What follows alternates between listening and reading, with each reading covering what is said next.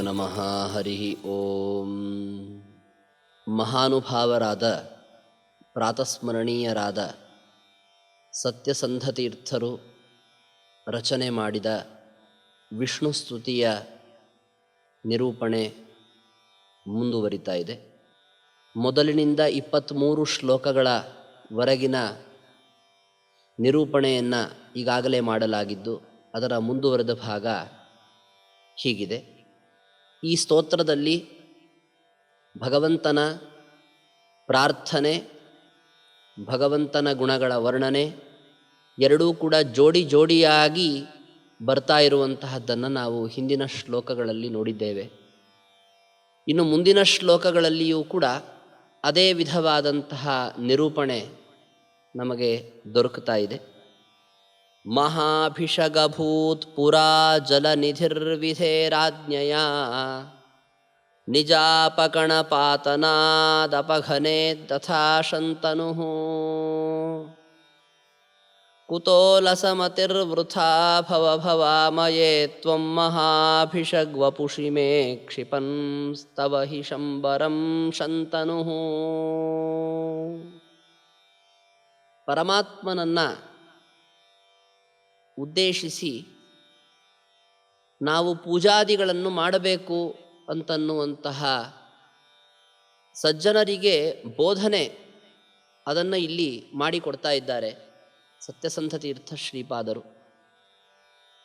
ನಾವು ಆಲಸ್ಯಾದಿ ನಿಮಿತ್ತದಿಂದ ಭಗವಂತನ ಪೂಜೆಯನ್ನು ಮಾಡುವುದನ್ನು ಬಿಟ್ಟುಬಿಡ್ತೇವೆ. ಆದರೆ ಹಾಗೆ ಮಾಡಬಾರದು. ವ್ಯರ್ಥವಾಗಿ ಆಲಸ್ಯಾದಿಗಳನ್ನು ಮಾಡಬಾರದು.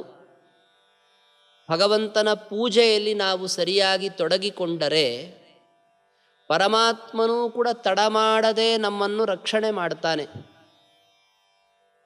ಯಾವಾಗಲೂ ಭಗವಂತನ ಒಂದು ಸ್ವಭಾವ ಇದೆ. ಭಗವದ್ಗೀತೆಯ ಒಂದು ಮಾತನ್ನು ಉಲ್ಲೇಖ ಮಾಡುವುದಾದರೆ, ಯೇ ಯಥಾ ಮಾಂ ಪ್ರಪದ್ಯಂತೆ ತಾಂಸ್ತಥೈವ ಭಜಾಮ್ಯಹಂ. ಇದಕ್ಕೆ ಭಾಷ್ಯ ತಾತ್ಪರ್ಯಗಳಲ್ಲಿ ಹೇಳಿರುವಂತಹ ವಿಶಿಷ್ಟವಾದ ಅರ್ಥವನ್ನೆಲ್ಲ ಇಲ್ಲಿ ನಾನು ವಿವರಣೆ ಮಾಡೋದಿಲ್ಲ. ಸಾಮಾನ್ಯತಃ ಅದರ ಭಾವವನ್ನು ತಗೊಂಡಾಗ, ಯಾರು ನನ್ನನ್ನು ಹೇಗೆ ಭಜಿಸುತ್ತಾರೋ ಅದಕ್ಕೆ ತಕ್ಕಂತೆ ನಾನು ಅವರನ್ನು ಕೂಡ ಭಜಿಸುತ್ತೇನೆ. ಅಂದರೆ ಅವರಿಗೆ ನಾನು ಅನುಗ್ರಹ ಮಾಡಬೇಕಾದ್ರೆ ಅವರು ಮಾಡುವ ಸೇವೆಗೆ ತಕ್ಕಂತೆ ನನ್ನ ಅನುಗ್ರಹವಿರುತ್ತದೆ ಅಂತ ಭಗವಂತನ ಭಾವವನ್ನು ನಾವು ಗ್ರಹಿಸಬಹುದಾಗಿದೆ. ನಾವು ಬೇರೆ ಯಾವುದೋ ಕೆಲಸಗಳಲ್ಲಿ ವ್ಯಗ್ರರಾಗಿ ಭಗವಂತನ ಪೂಜಾದಿಗಳನ್ನು, ಭಗವಂತನ ಮೇಲೆ ಅಭಿಷೇಕ ಮಾಡುವುದು, ಹೆಚ್ಚಿನ ಪೂಜೆ, ಅದರ ವಿಸ್ತಾರ, ಮಂತ್ರತಂತ್ರಗಳು ನಮಗೆ ಗೊತ್ತಿರದಿರಬಹುದು. ಆದರೆ ಸುಲಭವಾಗಿ ಭಗವಂತನಿಗೆ ನಾವು ಜಲಾದಿಗಳಿಂದ ಅಭಿಷೇಕವನ್ನು ಮಾಡುವುದು ಅಂತನ್ನುವುದನ್ನಾದರೂ ಮಾಡಿದರೆ ಭಗವಂತ ನಮ್ಮನ್ನು ರಕ್ಷಣೆ ಮಾಡ್ತಾನೆ. ಆದ್ದರಿಂದ ಯಾವ ಭಕ್ತರೂ ಕೂಡ ಭಗವತ್ ಪೂಜೆಯನ್ನು ಮಾಡುವ ವಿಷಯದಲ್ಲಿ ಆಲಸ್ಯವನ್ನು ಮಾಡಬೇಡಿ ಅನ್ನೋದನ್ನು ಇಲ್ಲಿ ತೋರಿಸ್ಕೊಡ್ತಾ ಇದ್ದಾರೆ. ಹೇ ಭಗವಂತನೇ, ನಾವು ಆಲಸ್ಯವನ್ನು ಮಾಡುವುದಿಲ್ಲ, ನೀನೂ ಕೂಡ ನಮ್ಮನ್ನು ತಡ ಮಾಡದೆ ರಕ್ಷಣೆ ಮಾಡು ಅಂತ ಪ್ರಾರ್ಥನೆ ಮಾಡ್ತಾರೆ.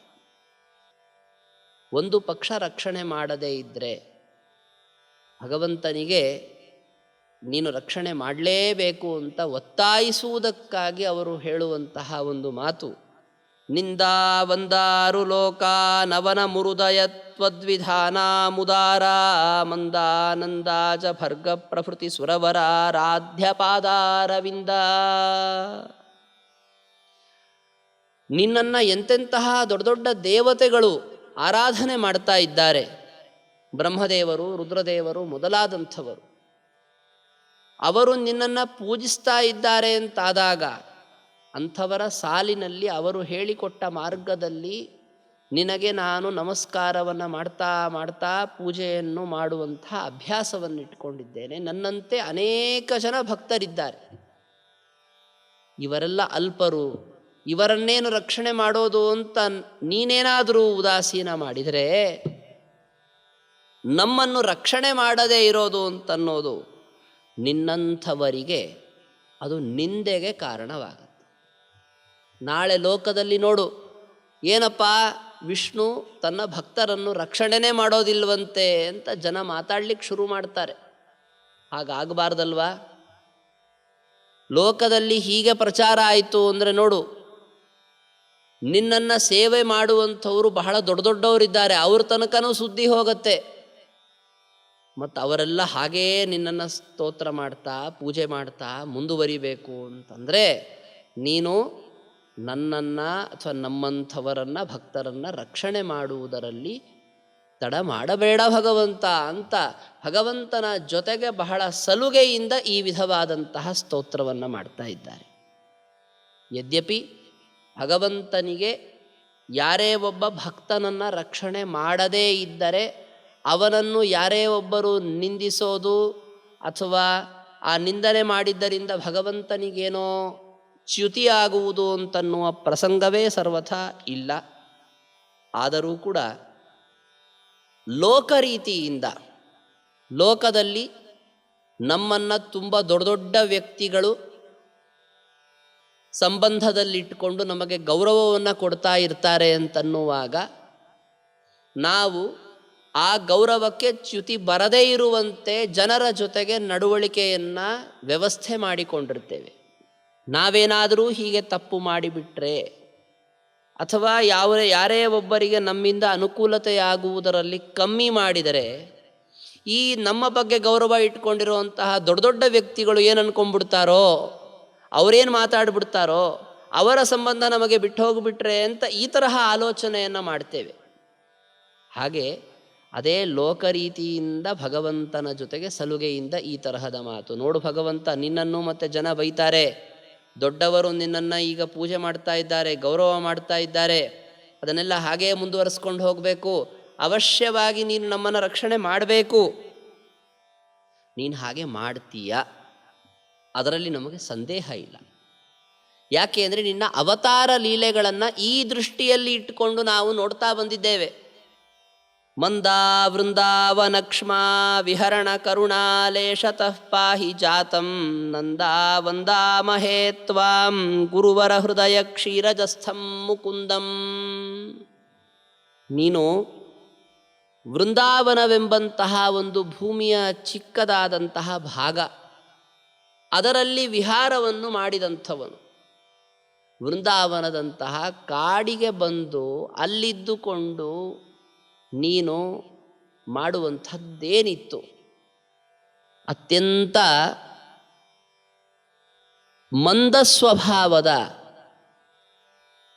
ಹಸುಗಳನ್ನು, ಕರುಗಳನ್ನು ಮೇಯಿಸುವ, ಅವುಗಳನ್ನು ಮೈಸವರಿ ಅವುಗಳನ್ನು ಸಂತೈಸುವ ಕೆಲಸವನ್ನು ನೀನು ಮಾಡ್ತಾ ಇದ್ದಂತಹದ್ದು. ಅದು ನಿನ್ನ ವಿಹಾರ, ಅದೇ ನಿನಗೆ ಕ್ಲೇಶದಾಯಕವಾದಂಥದ್ದಲ್ಲ. ಗೋಪಾಲಕರು ಬೇರೆಯವರು ಹಸುಗಳನ್ನು ಸಾಕುವುದನ್ನು ಕೂಡ ಬಹಳ ಶ್ರಮಪಟ್ಟು ಮಾಡ್ತಾರೆ. ನಿನಗೆ ಹಾಗಲ್ಲ, ನಿನಗದು ಅನಾಯಾಸವಾದಂಥ ಲೀಲೆ ಅಷ್ಟೆ. ಅಂತಹ ಹಸು ಕರುಗಳ ಮೇಲೆ ನೀನು ದಯೆಯನ್ನು ತೋರಿ, ಅದು ಏನು ನಿನ್ನ ಅಪಾರವಾದಂತಹ ಕರುಣೆಯನ್ನು ಬ್ರಹ್ಮರುದ್ರಾದಿಗಳ ಮೇಲೆ ತೋರಿದಂತೆ ಅಲ್ಲ, ಅಂತಹ ಕರುಣೆಯ ಲೇಷವನ್ನು ಹಸು ಕರುಗಳ ಮೇಲೆ ತೋರುವಂಥವನು ನೀನು. ಎಷ್ಟೋ ಶ್ರುತಿ ಸ್ಮೃತಿ ಇತಿಹಾಸ ಪುರಾಣಗಳಲ್ಲಿ ಬಂದ ನಿನ್ನ ಗುಣಗಳನ್ನು ಅರಿತು ನಿನ್ನನ್ನು ಸ್ತೋತ್ರ ಮಾಡುವಂತಹ, ನಮಸ್ಕರಿಸುತ್ತಿರುವಂತಹ, ಅದು ಸಂತೋಷದಿಂದ ನಮಸ್ಕರಿಸುತ್ತಿರುವಂತಹ ನಮ್ಮನ್ನು ನೀನು ರಕ್ಷಣೆ ಮಾಡದೇ ಇರ್ತೀಯ? ಇಲ್ಲ. ನಮ್ಮ ಗುರುಗಳಾದಂತಹ ಸತ್ಯಬೋಧ ತೀರ್ಥರ ಹೃದಯ ಕಮಲದಲ್ಲಿ ವಿಶೇಷ ವಿರಾಜಮಾನನಾಗಿರುವಂತಹ ನಿನ್ನನ್ನು ನಾವು ಸದಾ ನಮಸ್ಕಾರ ಮಾಡ್ತೇವೆ. ನೀನು ನಮ್ಮನ್ನು ರಕ್ಷಣೆ ಮಾಡಬೇಕಾದಂತಹದ್ದು.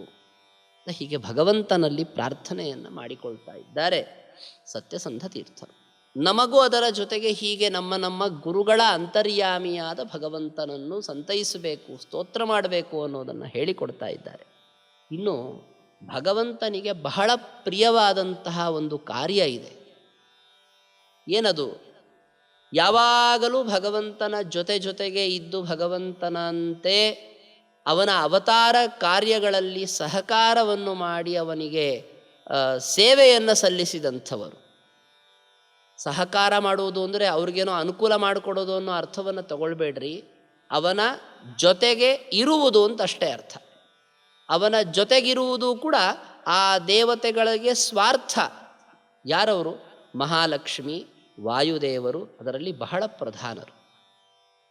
ನಾವು ಭಗವಂತನಿಗೆ ಪೂಜೆಯನ್ನು ಸಲ್ಲಿಸುವಾಗ ಮಹಾಲಕ್ಷ್ಮಿಗೆ ಹಾಗೂ ಮುಖ್ಯ ಪ್ರಾಣದೇವರಿಗೆ ಅವಶ್ಯವಾಗಿ ಪೂಜೆಯನ್ನು ಮಾಡಲೇಬೇಕಾದಂತಹದ್ದಿದೆ. ಅಂತಹ ಆ ಪೂಜೆಗೆ ವಿಷಯರಾದಂತಹ ಮಹಾಲಕ್ಷ್ಮಿ ಮತ್ತು ವಾಯುದೇವರನ್ನು ಮುಂದೆ ಸ್ತೋತ್ರ ಮಾಡ್ತಾ, ಭಗವಂತನು ನಮ್ಮ ಮೇಲೆ ಕರುಣೆಯನ್ನು ತೋರುವಂತೆ ನೀವುಗಳು ಅನುಗ್ರಹ ಮಾಡಬೇಕು ಅಂತ ಪ್ರಾರ್ಥನೆಯನ್ನು ಮಾಡಲಾಗ್ತಾ ಇದೆ ಮುಂದಿನ ಒಂದೆರಡು ಶ್ಲೋಕಗಳಲ್ಲಿ. ಸೀತೆ ಮಾತೆ ವಪೋತೆ ಗುಣಲವರಹಿತೆ ಮಯ್ಯ ವಿದ್ಯಾಭಿಭೂತೆ ಪೂತೆ ದೇವೈಃ ಪರೀತೆ ಕುರುಗುಣಭರಿತೆ ಕಾನುಕಂಪಾ ಸಮಾತೆ ಖ್ಯಾತೆ ವಾತೇನ ಗೀತೆ ಪರಿಹೃತ ದುರಿತೆ ಸನ್ನುತೆ ಭೂಮಿಜಾತೆ ಭಕ್ತಿಂ ಲಕ್ಷ್ಮೀನಿಕೇತೆ ಗುರುಹೃದಯಗತೆ ದೇಹಿ ಮೇ ತ್ವತ್ಸಮೇತೆ. ಮಹಾಲಕ್ಷ್ಮಿ ನಮ್ಮ ಮೇಲೆ ಅನುಗ್ರಹವನ್ನು ಮಾಡಬೇಕು. ಅದು ಕೂಡ ಮಹಾಲಕ್ಷ್ಮಿ ನಿರ್ವ್ಯಾಜವಾದಂತಹ ಅನುಗ್ರಹವನ್ನು ನಮ್ಮ ಮೇಲೆ ಮಾಡ್ತಾಳೆ. ಆ ತರಹದ ನಿರ್ವ್ಯಾಜವಾದಂತಹ ಪ್ರೀತಿ, ನಿರ್ವ್ಯಾಜವಾದ ರಕ್ಷಣೆ ಪೋಷಣೆಗಳನ್ನು ಮಾಡುವಂಥದ್ದು ಅಂತಂದರೆ ಇದು ತಾಯಿಯ ಸ್ವಭಾವ. ಮಹಾಲಕ್ಷ್ಮಿ ಅಂತಂದರೆ ಎಲ್ಲ ಸಜ್ಜನರಿಗೆ ತಾಯಿಯಂತೆ ಆ ತರಹದ ನಿರ್ವ್ಯಾಜ ಅನುಗ್ರಹವನ್ನು ಮಾಡುವಂಥವಳು. ತನ್ನ ಮಕ್ಕಳು ಅಂತ ಭಾವಿಸಿಕೊಂಡ್ಳು ಒಬ್ಬ ತಾಯಿ ಅಂದರೆ ಆ ಮಗುವಿಗೆ ಏನೋ ಗುಣಗಳಲ್ಲಿ ನ್ಯೂನತೆ ಇದೆ ಅಂತಂದ ಮಾತ್ರಕ್ಕೆ ಆ ಮಗುವನ್ನು ಅವಳು ತಿರಸ್ಕರಿಸೋದಿಲ್ಲ. ಇನ್ನೂ ವಿಶೇಷವಾಗಿ ಅದನ್ನು ಮೇಲೆತ್ತುವ, ಆ ಮಗುವನ್ನು ಪ್ರೋತ್ಸಾಹಿಸುವ ಕೆಲಸವನ್ನು ಮಾಡ್ತಾಳೆ. ನಾವೆಲ್ಲ ಆ ತರಹ ಅಲ್ಪ ಗುಣ ಇದ್ದವರಮ್ಮ ತಾಯಿ ಸೀತೆ. ಯಾಕೆಂದರೆ ಅವರು ಸೀತಾರಾಮ ಪೂಜಕರಲ್ವ, ಸತ್ಯಸಂಧ ತೀರ್ಥರು. ಆ ಕಾರಣದಿಂದಾಗಿ ರಾಮದೇವರ ಸ್ತೋತ್ರದ ಜೊತೆಗೆ ಸೀತೆಯ ಸ್ತೋತ್ರವನ್ನು ಮಾಡ್ತಾ ಇದ್ದಾರೆ. ನಾವೆಲ್ಲರೂ ಅವಿದ್ಯೆಯಿಂದ ಅಭಿಭೂತರಾಗಿದ್ದೇವೆ. ಅವಿದ್ಯಾ ಅಂತಂದರೆ ಅಜ್ಞಾನ. ಅಜ್ಞಾನಾದಿ ದೋಷಗಳು ನಮ್ಮನ್ನು ಕುಗ್ಗಿಸುತ್ತಿವೆ. ಏನೋ ಸ್ವಲ್ಪ ತಲೆ ಎತ್ತಬೇಕು ಅಂತ ಹೋದರೆ ನಮ್ಮನ್ನು ಈ ಅವಿದ್ಯೆ ಕೆಳಗೆ ಕುಗ್ಗಿಸುತ್ತಿದೆ.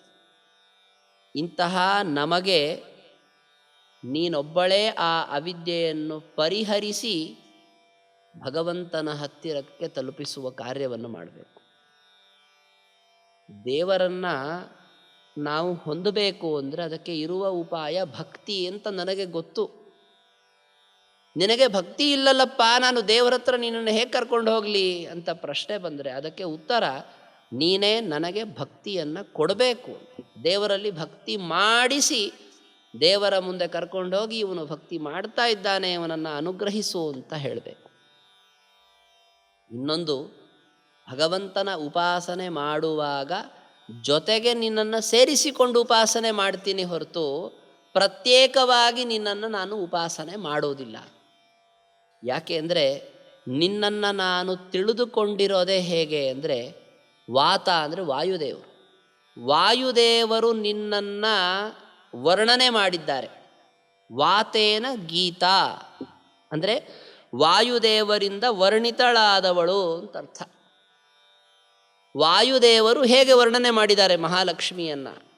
ಅವಶ್ಯವಾಗಿ ಮಹಾಲಕ್ಷ್ಮಿಯ ಉಪಾಸನೆಯನ್ನು ಮಾಡಬೇಕಾದ್ದು ಪ್ರತ್ಯೇಕವಾಗಲ್ಲ. ಯಾಕೆ ಅಂದರೆ ಗೀತೆಯಲ್ಲಿ, ಭಗವದ್ಗೀತೆಯಲ್ಲಿ ಶ್ರೀಕೃಷ್ಣ ಪರಮಾತ್ಮನೇ ತೋರಿಸಿಕೊಟ್ಟಿದ್ದಾನೆ. ಏನಂತ ತೋರಿಸಿದ್ದಾನೆ? ಕ್ಲೇಶೋಧಿಕತರಸ್ತೇಷಾಂ ಅವ್ಯಕ್ತಾಸಕ್ತ ಚೇತಸಾಂ. ಆ ಮಾತನ್ನು ವ್ಯಾಖ್ಯಾನ ಮಾಡಬೇಕಾದ್ರೆ ಆಚಾರ್ಯರು ಹೇಳ್ತಾರೆ, ಲಕ್ಷ್ಮಿಯನ್ನು ಉಪಾಸನೆ ಮಾಡಿ ಆಮೇಲೆ ಭಗವಂತನನ್ನು ಉಪಾಸನೆ ಮಾಡಿ ಮೋಕ್ಷಕ್ಕೆ ಹೋಗಬೇಕು ಅಂತ ಹೊರಟವರಿಗೆ ಕ್ಲೇಶ ಹೆಚ್ಚು. ಮಹಾಲಕ್ಷ್ಮಿಗೆ ಬಹಳ ಸಂತೋಷ ಎಲ್ಲಿ ಗೊತ್ತಾ?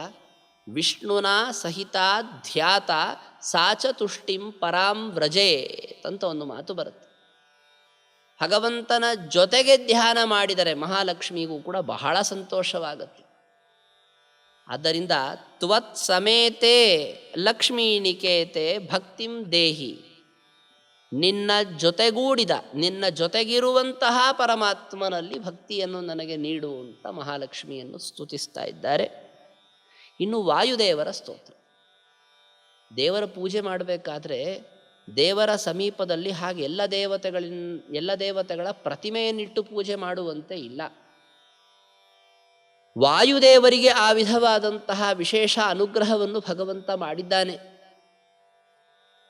ವಾಯುದೇವರು ಪರಮಾತ್ಮನಿಂದ ಆ ವಿಧವಾದ ವರವನ್ನು ಪಡೆದಿದ್ದಾರೆ ಎಂಬ ವಿಷಯವನ್ನು ಪ್ರಾತಃಸಂಕಲ್ಪ ಗದ್ಯದಲ್ಲಿ ರಾಘವೇಂದ್ರ ಸ್ವಾಮಿಗಳವರು ಹೇಳ್ತಾರೆ.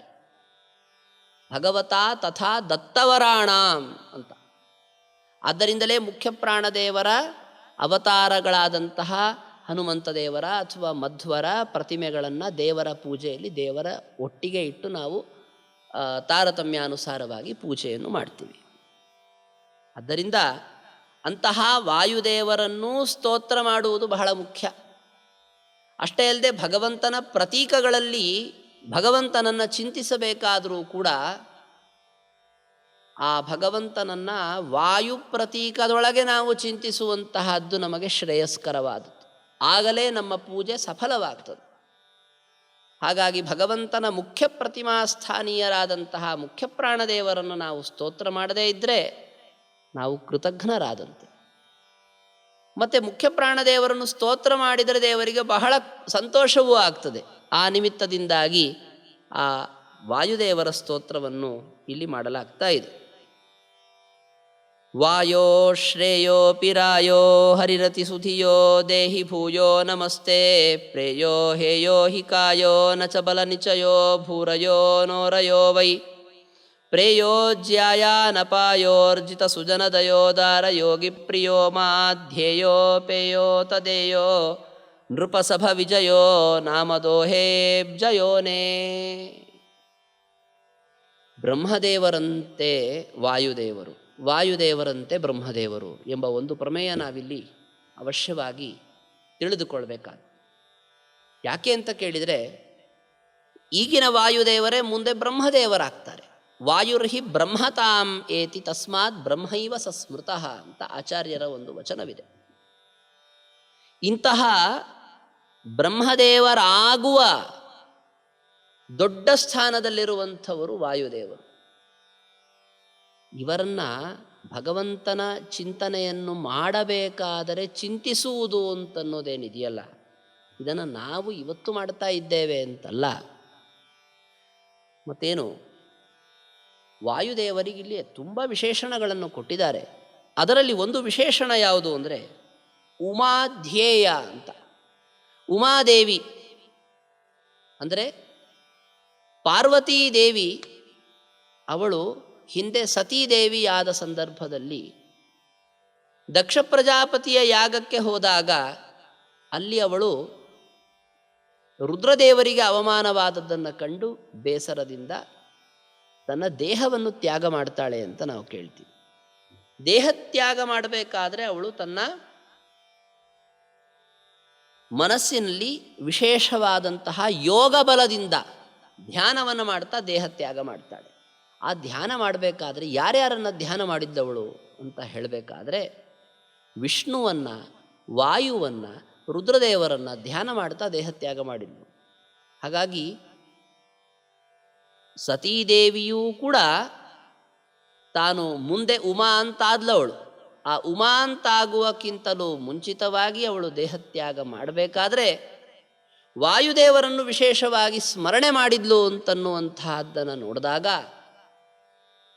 ನಾವೆಲ್ಲರೂ ಮುಖ್ಯ ಪ್ರಾಣದೇವರನ್ನು ವಿಶೇಷವಾಗಿ ಉಪಾಸನೆ ಮಾಡಬೇಕಾದದ್ದು ಅಂತ ಗೊತ್ತಾಗತ್ತೆ.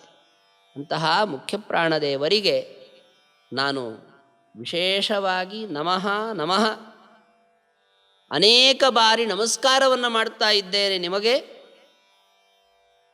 ನಿಮ್ಮ ಅನೇಕ ಗುಣಗಳನ್ನು ನೋಡಿದಾಗ, ನಿಮ್ಮ ಅನುಗ್ರಹ ನಮಗಾದರೆ ಆ ಗುಣಗಳ ಲೇಷ ನಮಗೆ ಬರಬಹುದು ಅಂತನ್ನುವಂತಹ ಅಪೇಕ್ಷೆಯಿಂದ ನಿಮ್ಮಲ್ಲಿ ಪ್ರಾರ್ಥನೆ ಮಾಡ್ತಾ ಇದ್ದೇವೆ. ಅನೇಕ ರಾಜರ ಸಭೆಗಳಲ್ಲಿ ನಿಮಗೆ ಜಯ ಅಂತನ್ನುವಂತಹದ್ದು ಸುಲಭ ಸಾಧ್ಯವಾದಂತಹದ್ದು. ಅನೇಕ ರಾಜರ ಸಭೆಗಳು ಅಂತಂದರೆ ಅದರಲ್ಲಿ ಕೆಲವೊಂದನ್ನು ಉಲ್ಲೇಖ ಮಾಡುವುದಾದರೆ ಭೀಮಾವತಾರದಲ್ಲಿ ವಿಶೇಷವಾಗಿ ಯಾವ ಯಾವ ರಾಜರ ಸಭೆಗಳಲ್ಲಿ ಅವರು ಹೋಗಿ ಕೂತರೋ ಅಲ್ಲೆಲ್ಲ ಕಡೆಗೂ ಕೂಡ ಅವರಿಗೆ ವಿಜಯವಾಗಿದೆ. ಅದರಲ್ಲಿ ಅವರು ಕ್ಷತ್ರಿಯರಾಗಿದ್ದುಕೊಂಡು ಬಾಹುಬಲದಿಂದ ಅನೇಕ ಜನ ರಾಜರನ್ನು ಗೆದ್ದದ್ದು ಅದು ಒಂದು ಕಡೆಗಾದರೆ, ಸಭೆಯಲ್ಲಿ ಕೂತಾಗ ತಮ್ಮ ವಿರುದ್ಧವಾಗಿ ಅನೇಕ ದುರ್ವಾದಗಳನ್ನು ಮಂಡಿಸಿದಂತಹ ಜರಾಸಂಧ ಮೊದಲಾದಂತಹ ರಾಜರನ್ನ ಎದುರಿಸಿ ಗೆದ್ದಿದ್ದಾರೆ ಭೀಮಸೇನ ದೇವರು. ಹಾಗೆ ನಮಗೂ ಅನೇಕ ಪ್ರಸಂಗಗಳು ಬರ್ತದೆ. ಆ ಅನೇಕ ಪ್ರಸಂಗಗಳಲ್ಲಿ ಯಾವುದೇ ದುರ್ವಾದಗಳು ನಮ್ಮ ಎದುರಿಗೆ ಪ್ರಸಕ್ತವಾದರೂ ಕೂಡ ಅದನ್ನು ನಾವು ನಿರಾಕರಿಸುವ ಸಾಮರ್ಥ್ಯವನ್ನು ಹೊಂದಬೇಕು. ಸತ್ಸಿದ್ಧಾಂತವನ್ನು ಸ್ಥಾಪನೆ ಮಾಡಬೇಕು, ಸನಾತನ ಧರ್ಮವನ್ನು ಸಂರಕ್ಷಣೆ ಮಾಡಬೇಕು ಅಂತಂದರೆ ಅದಕ್ಕೆ ಬಲಸ್ವರೂಪರಾದ ಜ್ಞಾನಸ್ವರೂಪರಾದಂತಹ ವಾಯುದೇವರ ವಿಶೇಷ ಅನುಗ್ರಹ ಅಂತನ್ನೋದು ನಮಗೆ ಅವಶ್ಯವಾಗಿ ಬೇಕು. ಈ ತರಹದ ದುರ್ಬಲವಾದ ಪಾಪ ನಿಮಿತ್ತದಿಂದ ರೋಗಾದಿಗಳ ಆಕ್ರಮಣಕ್ಕೆ ತುತ್ತಾಗುವ, ಜ್ಞಾನ ಸಾಧನೆಗೆ ಉಪಯೋಗಕ್ಕೆ ಬಾರದಂತಹ ಶರೀರವನ್ನು ನಮಗೆ ಕೊಡುವುದು ಬೇಡ. ನಮಗೆ ಉತ್ತಮವಾದಂತಹ ಉತ್ತರೋತ್ತರ ಸಾಧನೆಗಳಿಗೆ ಅನುಕೂಲವಾಗುವಂತಹ ಶರೀರವನ್ನು ನಮಗೆ ವಾಯುದೇವರು ಬರುವಂತೆ ಅನುಗ್ರಹಿಸಿ ನಮ್ಮಿಂದ ಸಾಧನೆ ಮಾಡಿಸಲಿ ಅಂತನ್ನುವಂತಹ ಪ್ರಾರ್ಥನೆಯನ್ನು ಇಲ್ಲಿ ಹೀಗೆ ಮಾಡಲಾಗ್ತಾ ಇದೆ. ಹೀಗೆ ಭಗವಂತ, ಮಹಾಲಕ್ಷ್ಮಿ, ವಾಯುದೇವರು, ಹೀಗೆ ಭಗವಂತನ ಪರಿವಾರವನ್ನು ಇಲ್ಲಿ ಸ್ತೋತ್ರ ಮಾಡುವುದರ ಮೂಲಕವಾಗಿ ನಮಗೊಂದು ಭಗವಂತನ ಸ್ತೋತ್ರವನ್ನು ಮಾಡುವುದರ ಮಾರ್ಗದರ್ಶನವನ್ನು ಸತ್ಯಸಂಧ ತೀರ್ಥರು ಮಾಡಿಕೊಡ್ತಾ ಇದ್ದಾರೆ ಅಂತ ನಾವು ಭಾವಿಸಬಹುದಾಗಿದೆ. ಮತ್ತು ಮುಂದಿನ ಶ್ಲೋಕಗಳ ಅಭಿಪ್ರಾಯವನ್ನು ಮುಂದಿನ ಸಂಚಿಕೆಯಲ್ಲಿ ತಿಳಿದುಕೊಳ್ಳೋಣ. ಶ್ರೀಕೃಷ್ಣ ಅರ್ಪಣಮಸ್ತು. ಈ ಜ್ಞಾನಯಜ್ಞದ ಸೇವೆಯನ್ನು KN ನರಸಿಂಹಮೂರ್ತಿ ಅವರು ಹಾಗೂ ಅವರ ಪುತ್ರಿಯರು ಭಗವಂತನಲ್ಲಿ ಸಲ್ಲಿಸ್ತಾ ಇದ್ದಾರೆ. ಆ ಸೇವೆಯನ್ನು ಭಗವಂತ ಸ್ವೀಕರಿಸಲಿ, ಅವರಿಗೆ ಅನುಗ್ರಹ ಮಾಡಲಿ ಅಂತ ಪ್ರಾರ್ಥನೆ ಮಾಡಿ. ಶ್ರೀಕೃಷ್ಣ ಅರ್ಪಣಮಸ್ತು. ಹರೆಯನು.